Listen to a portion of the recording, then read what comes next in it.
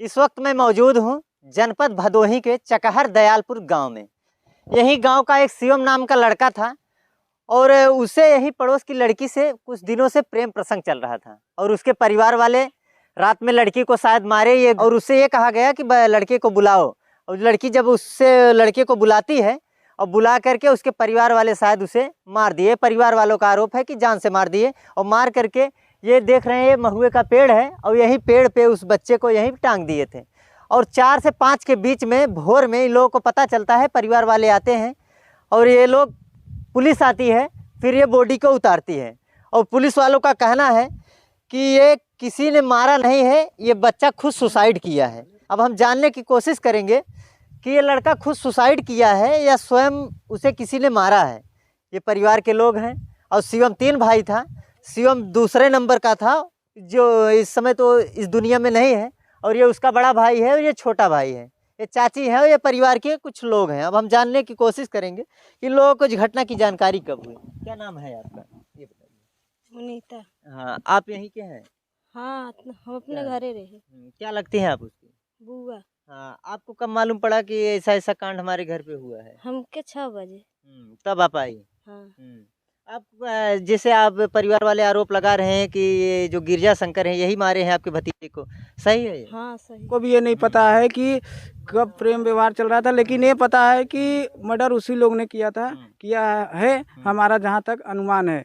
अनुमान कह सकते हैं? हाँ, अनुमान है। क्योंकि ये है कि वो धमकियां भी दिए थे मारने के लिए और मारे भी थे। धमकी भी दिए थे, मारे? हाँ, 1-2 बार उसको कुछ दिन पहले मारे भी थे। इसीलिए आप लोगों का आरोप? हाँ, वो बोले थे हम टाइम आएगा तो हम तुम्हें खत्म कर देंगे, ऐसा कुछ किए थे उसके बच्चे, उसके पिताजी ने, गिरजा शंकर ने। अब ये शिवम के भाई हैं, हम इनसे भी जानकारी लेंगे और बात करेंगे कि इन्हें शायद कुछ पता हो, क्योंकि ये बाहर रहते हैं, इन्हें तो शायद कुछ ज्यादा पता तो होगा नहीं। और ये छोटा भाई है। क्या नाम है आपका? अमन कुमार। शिवम आपके भाई थे? जी। आप उनके बड़े भाई हैं? जी। आप कहाँ रहते हैं? सूरत। हाँ, तो जो ये मामला चल रहा है कि आपका भाई यही लड़की से उसका प्रेम प्रसंग था, आप पता था ये कि प्रेम प्रसंग चल रहा है? नहीं, मुझे कुछ बताता नहीं था। कुछ बताता नहीं था? नहीं, पूछता था फिर भी बताता नहीं था। घर पे ही रहता था? हाँ। आपको कैसे पता चला? वो कितने दिन से आप आए हैं यहाँ पे? अभी मैं कल आया हूँ। आप कल ही आए? हाँ। मतलब उसकी जब डेट हो गई तब आप तब आए? आया हूँ। तो पुलिस वाले क्या कर कुछ सुनवाई कर रहे हैं? नहीं, कुछ सुनवाई नहीं कर रहे। थाने पे गए थे आप लोग? गए थे। आपके मम्मी पापा कहाँ हैं? मम्मी पापा कहीं गए हैं काम से। काम से गए? दौड़ रहे हैं? हाँ। कि न्याय मिले? न्याय मिले। और न्याय मिल नहीं रहा है? न्याय चाहिए। आपके मम्मी पापा दर दर भटक रहे हैं, ठोकरे खा रहे हैं और आप लोगों को न्याय नहीं मिल रहा है। आप छोटे भाई हैं? हाँ। आप कहाँ थे उस वक्त? यही थे उसके साथ 12 बजे थे। 12 बजे रात तक उसके हाँ, साथ थे? गेहूं द्वारे। फिर जब लास्ट बचा हम सोने चले गए थे। फिर हम सो गए थे, पता नहीं कब आया, फिर पता नहीं कब गया, मुझे नहीं कुछ मालूम। कहाँ गए? तो गेहूं दा के फिर वापस घर पे आया था? हाँ आया था। शर्ट उसका जो पहना था वो मेरे पास ही था। वो आपके पास था? उसके बाद आपको नहीं पता कि वो कहाँ गया है? नहीं। किसी का फोन नहीं आया था? एक मतलब उसका फोन घंटी उंटी बजा हो या वो किसी से बात कर रहा हो? सो गए थे, पता नहीं कब आया।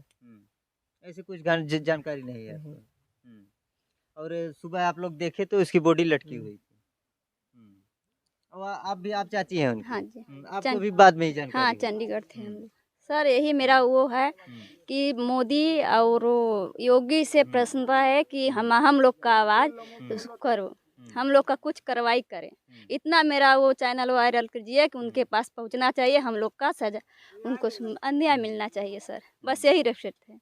न्याय मिलना चाहिए? अन्याय मिलना चाहिए सर। जैसे आपके भतीजे के साथ में हुआ है सर, कुछ भी करके चेक करके, चाहे कुछ भी करके उनको कुछ भी करके फिर जांच करें। पुलिस वाले बता रहे हैं कि अब जो पोस्टमार्टम रिपोर्ट आया है उसमें सुसाइड बता रहे हैं कि लड़का स्वयं आत्महत्या किया है। सर ऐसा हो ही नहीं सकता वो लड़का कि ऐसा अपने आप से करेगा।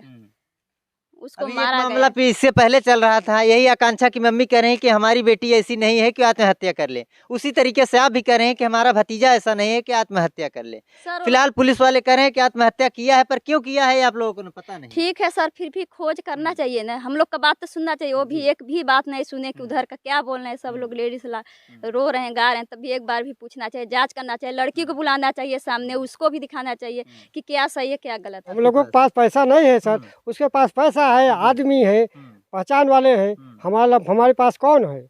हम लोग गरीब आदमी हैं, क्या करेंगे, कहाँ पाए? पैसा इसीलिए होता तो शायद आपको न्याय मिलता। अब इसीलिए प्रशासन जो है कि पैसा लेकर काम कर रही है, मेरे को कोई सुनाई नहीं हो रहा है, तो मैं क्या करूं? मैं भटक रहा हूं, इसीलिए यही सब बात है।